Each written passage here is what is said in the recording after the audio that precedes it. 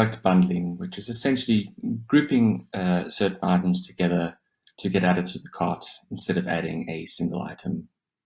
There'll be an array of reasons why a client might want to do this or why it might seem attractive to a customer.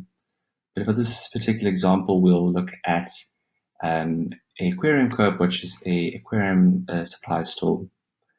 They had an existing package, which in the description they've told us what it consists of 4 separate items. And they had set up a single item and called it the package and added that product to the cart. But when it came to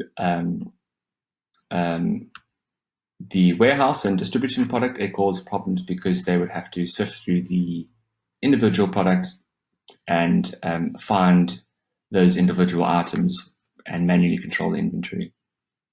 So we want a way that we can add those products all to the cart in one click, and so that the inventory is taken care of and no problems for the warehouse. So this is what we've done here. We have allowed our customer to create a product, and this is the product that we're currently viewing.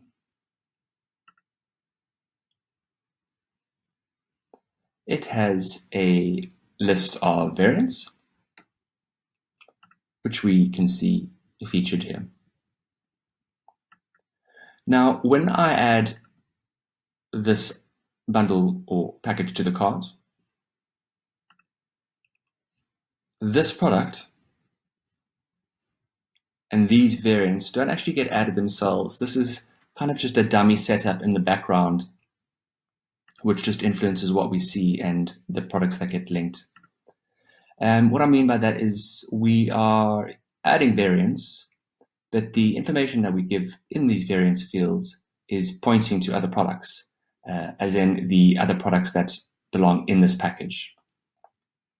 So when I add this easy bundle to the cart, it's not adding this variant, it's looking for the easy green all-in-one fertilizer in this particular point, and it'll add that item to the cart, and so on and so forth. And here's that individual item that gets added. So we're basically just pointing out to the other products that should get added when we add this easy bundle to the cart. There's some information that we have allowed in this case. It looks like a complicated format, but basically what this just says is that we've allowed a $4 off this product if it's purchased within this bundle. These last 3 items get 10%. And in order to fulfill the bundle, we